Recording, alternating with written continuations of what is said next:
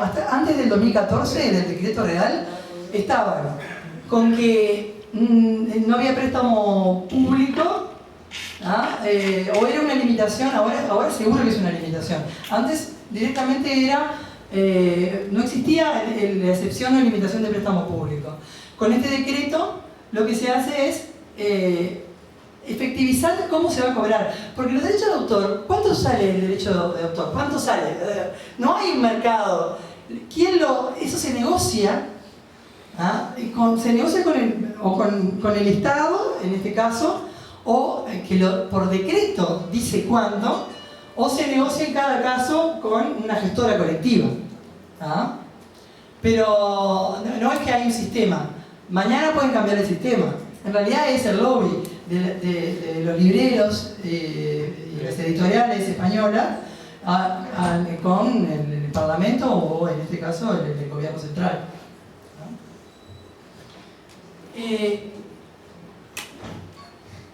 Otra limitación que comúnmente está dentro de las excepciones y limitaciones para bibliotecas, pero también hay veces que está sola, porque yo quise jerarquizarla, porque esto es muy importante.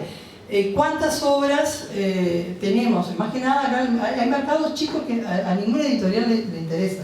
Pasó en Argentina con este profesor de filosofía, yo ya les conté en las clases anteriores, que quería dar en clase Derrida y algunos textos de Heidegger que no conseguía por ningún lado. Lo que se hizo fue traducirlos y ponerlos en la web. ¿Pero por qué? Porque la editorial alemana que tenía esos derechos no le interesaba el mercado argentino. Y ese libro no iba a llegar nunca ahí, salvo que lo importaran y sale carísimo. Entonces, cuando una obra está indisponible, o cuando una obra, peor, cuando una obra no se sabe cuál es el autor, porque no solo piensa en el libro. Ahora vayamos a la inmensa masa de imágenes que hay en la web, por ejemplo. Cuando alguien quiere utilizar imágenes que hay en la web, la ley te dice que tenés que, por cada imagen que querés usar, tenés que pedir permiso. ¿Cómo haces eso? Es un sinsentido. Y otra cuestión que lo van a ver cuando den dominio público con Rodrigo y Jorge, es que las obras huérfanas están destinadas a destruirse, a no permanecer, a no estar en nuestro acervo histórico. Porque ¿a quién le pedís? ¿Cuándo entra en dominio público una obra huérfana? Nunca. Si no tenés plazo para contar desde dónde, desde cuándo, si no sabés quién fue el autor. Un comentario respecto a las obras indisponibles de musicales. El 95% de los álbumes editados en disco de vinilo y en cassette nunca fueron reeditados en CD. O sea, hace más de 20, 30 años casi. Eso, el sentido común indica que probablemente no se vaya a reeditar nunca. Eso es una obra indisponible, a no ser que uno vaya a Tristán a conseguir a alguien que se la pueda vender. Y bueno, no tendríamos excepciones ni limitaciones como para poder digitalizar eso ni preservarlo, ¿no? Ahí va. Pero este tema lo vamos a ver en profundidad después. Como libros únicos que están solo en una biblioteca, que es un único lugar.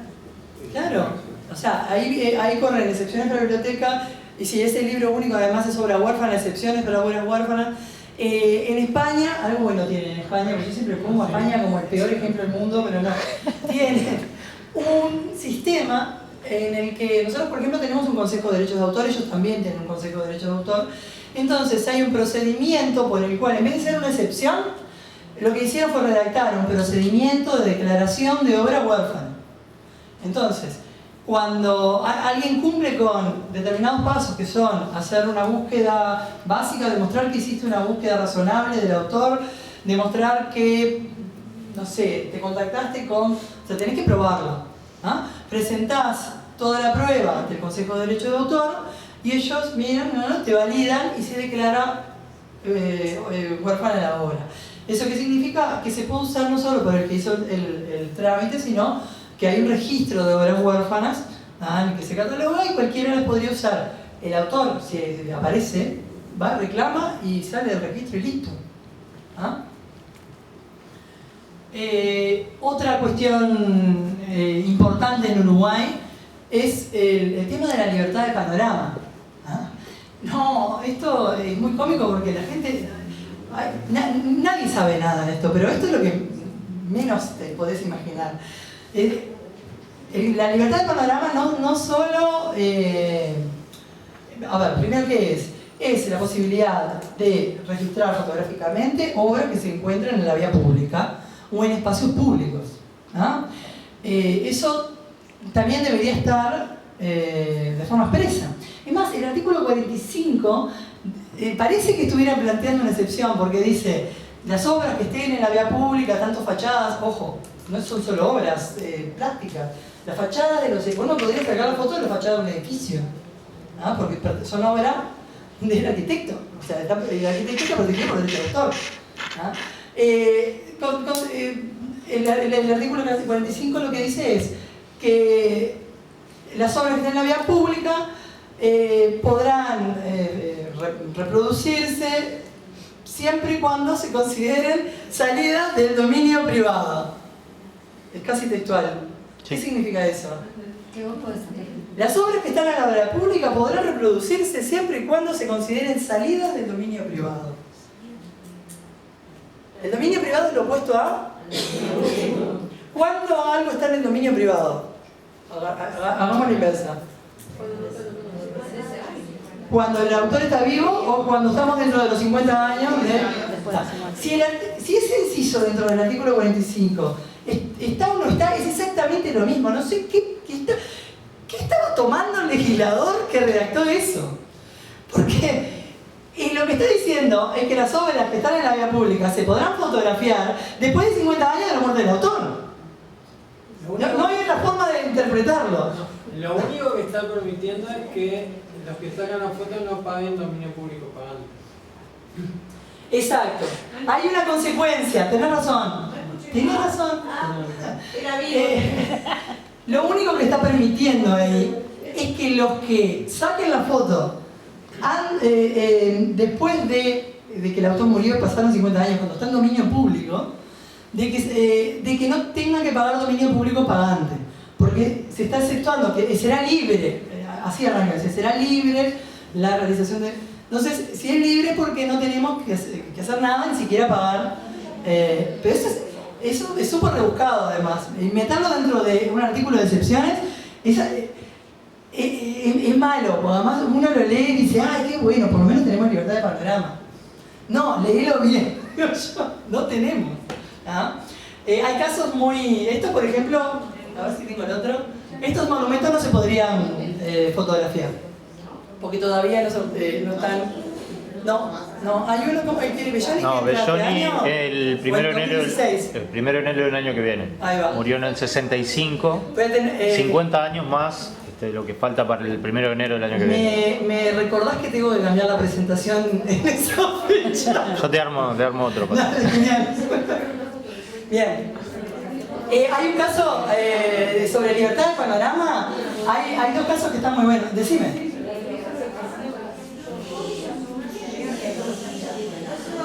A ver, ¿qué pasa con las obras que han sido vendidas por el autor? Precioso. Cuando hace 1 año y medio o 2 estuvimos trabajando con el proyecto Bicentenario.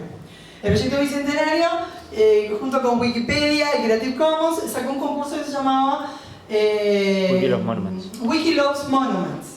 Era decirle a la ciudadanía, vamos, saquen fotos de todos nuestros monumentos emblemáticos y subámoslo a Wikipedia para que en Wikipedia haya lindas ilustraciones de Uruguay, porque hay unas fotos horrorosas de Uruguay en Wikipedia. Entonces salieron todos... Bueno, cuando nos tocó hacer la parte de asesoramiento jurídico del concurso, estuvimos en un problema, porque la mayoría de las obras se habían vendido al Estado. Sí. ¿Vendido al Estado? No, pará. Habían sido contratados por el Estado para hacer esa obra. A ver, no, la mayoría de las obras no. Suponíamos que la mayoría de las obras, no lo sabemos. ¿Sabés lo que tenés que hacer para sacarle la foto a la obra? A cada una de estas, ir a los papeles archivados del año 1800 y algo. Fíjate qué contrato firmó Belloni con el Estado, a ver si es la obra del Estado o es de Belloni, ¿ah? Porque si se la donó la obra puede haberse quedado con los derechos de autor, o sea, perfectamente. ¿Ah? Entonces era una locura. A ver, a lo que voy es, no tenés cómo saberlo. No tenés cómo saberlo, por más que sea del Estado. Lo que importa es si era en régimen de dependencia, tienen un régimen. Si era en régimen de tercero que contratado, tienen otro régimen. Y si era el régimen de donación, es otro régimen. Sí, puedo hacer una acotación porque tampoco hay que dar por sentado que el Estado haya pedido los derechos, porque eso parece que es una práctica que no se solía hacer. Hay un caso que es tremendamente gracioso, que es el del puente de la Barra, en Clarete, el puente de la Barra, sí. Que se contrató a un arquitecto, a un ingeniero para que hiciera el puente, y después empezó a haber mucho tránsito vehicular, entonces decidieron hacer varias décadas después un segundo puente igual, como para que tuviera cierta onda. Entonces los herederos de... No, para no ser chancho, tenés uno así y el otro... Claro, pero no habían firmado la cesión de derechos al Estado. Entonces, los herederos del arquitecto, cuando se enteraron que se construía el segundo puente, le hicieron un juicio, le ganaron el juicio al Estado por derecho de autor y tuvieron que recibir decenas de miles de dólares por derecho de autor. O sea, que hay que dar por sentado cosas que parecen obvias. Dando este curso en la Facultad de Arquitectura a las personas, a los docentes de Historia del Arte Contemporáneo, nos dicen, se agarraron la cabeza. Yo iba hablando y se agarraron y le digo, bueno, sí, yo entiendo que esto sea. Dice, no, pero vos no estás dimensionando. Dice, acá, cada vez que muere un arquitecto, le donan los herederos todos los planos y toda la obra, porque detrás de la obra en sí hay toda una construcción teórica, todo lo donan. La cuestión es, el Consejo de la Facultad dice, muchas gracias. Se reconoce la no sé qué de fulanito, de que donó y le agradecemos profundamente. ¿Qué donó? No queda nada por escrito. Mañana le cae un juicio porque los querían publicar todos. Claro, querían escanear todos los planos y publicar todo. Los objetos donaron. No, donar los papeles. Los objetos. Y los archivos y los ¿cómo se llama? Los manuscritos, las notas. Y los tienen ahí, no pueden hacer nada, ni siquiera pueden preservarlos. No es lo que voy a preguntar, pero me voy a preguntar igual. Ponele que yo me quiero hacer una casa. Contrato a alguien, me la diseñan y mañana alguien quiere hacer un libro sobre barrio, X barrio, y me pide autorización para fotografiar mi casa. ¿Yo tengo el derecho a darle la autorización o tiene que ir a la arquitecta que fue el que diseñó y que construyó la casa? La pregunta, Pato. La pregunta, primero. Si alguien te pide para fotografiar tu casa, primero, la casa, la fachada, ¿tiene algo de originalidad? A ver, no perdamos de vista que no es cualquier fachada. Seguro que la de mi casa no va a pasar nada. Pero hay que ir viendo, o sea, casas antiguas, casas con molduras, casas... O sea, la cuestión es que, si siempre digo, está como arriba la espada de Damocles, ¿le estoy haciendo bien o no? ¿Estoy haciendo bien o no? Si la fachada de la casa merita, si la quieren fotografiar, probablemente no puedan decirles que sí. Por el hecho de que la quieren fotografiar por algo, porque hay algo que ven de originalidad o de estilo. Entonces, no vas a ser vos la que pueda. A ver, hace poco una persona compró una serie de fotos antiguas de periódico, no sé si le había contado, me decía, ¡pah, qué bueno, lo voy a subir a Wikipedia! Puedo, ¿no? Me tenés que dar la frase por la que puedo. No te puedo dar la frase, subirla, digo, no hay problema. Pero tenés que hacer una investigación importante antes de ponerte a subir. Porque tenés que saber quién sacó la foto, cada una de ellas, porque puede ser que no sea solo un solo fotógrafo. Y, bueno, no voy a seguir desgastando. Ya les quedó clarísimo el problema central.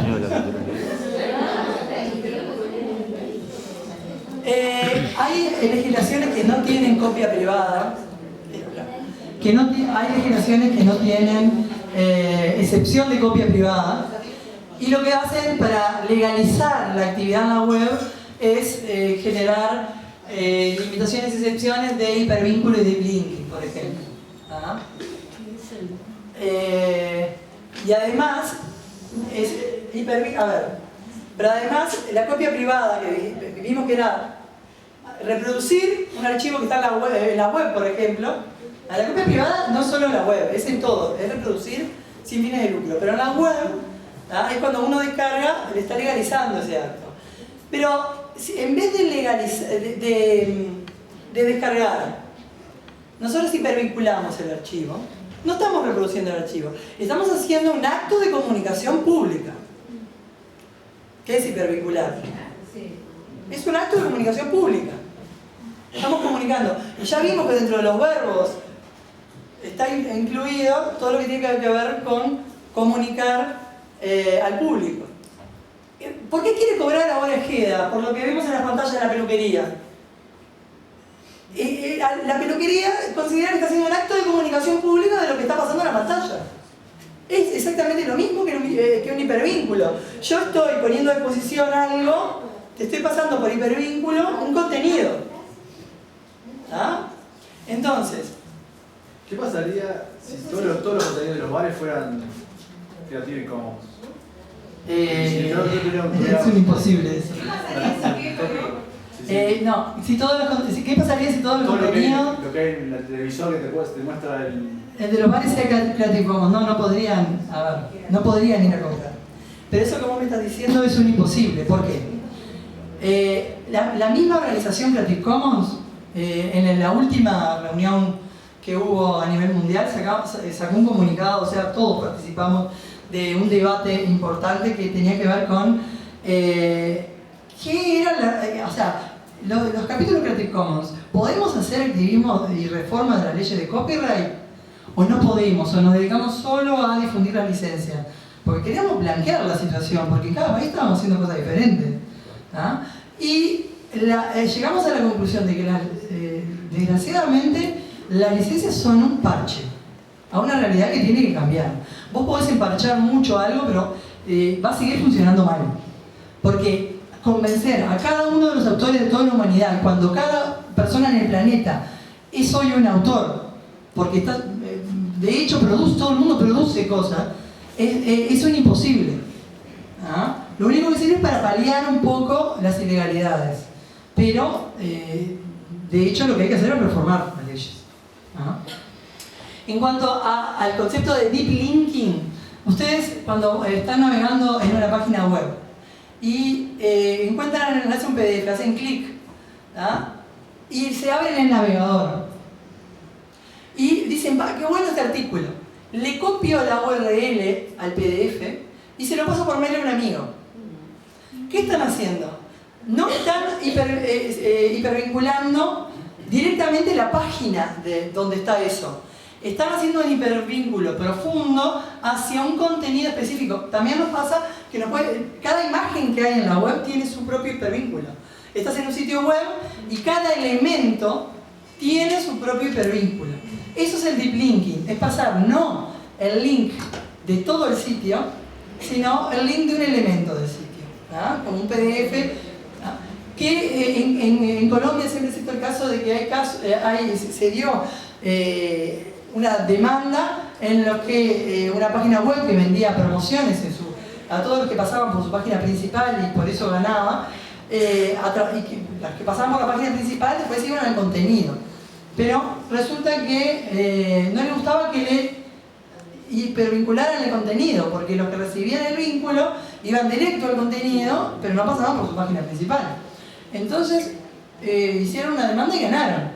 Y a partir de ahí sentaron el precedente de que en Colombia no se podrían pasar o sería pasible de un juicio de daños y perjuicio hacer un hipervínculo profundo. Es tan ridículo como eso. Yo no entiendo los jueces a veces. Pero entonces los videos de YouTube, ¿cómo hacen? ¿Qué piensan? O sea, lo mismo. A ver, eso depende en cada país. Yo cito antecedentes de sentencias locas. Porque a lo que voy es, esas sentencias locas están habilitadas por estas leyes. Acá en Uruguay no tenemos ese tipo de sentencias, por suerte. En Colombia no lo tenían hasta que la página web se dedicó. Lo mismo que en España, con los hipervínculos, en España está el caso de Google, Google News. Ya se lo cité ese probablemente, ¿no? Lo que hicieron los diarios españoles fue querer cobrarle a Google cada vez que hipervinculaban en Google News o otro. Un tercero hipervinculaba sus noticias. ¿Qué es lo que hizo Google? Lo dio de baja de la web. O sea, no lo dio de baja de la web, los desconectó de su motor de búsqueda. Ahora, anda a buscar una noticia de esos diarios españoles. En Alemania pasó lo mismo. Y en Alemania le echaron para atrás. O sea, los españoles no aprendieron nada. En Alemania había pasado eso. Los habían dejado fuera de la web. Dijeron, no está bien Google, no hay problema. No estoy defendiendo a Google. Me parece también horrible el super monopolio de Google. Pero no son esos, no es esa la forma de... Bueno. Stop. Dale que me cayó la cámara. Me tomo un mate y seguimos.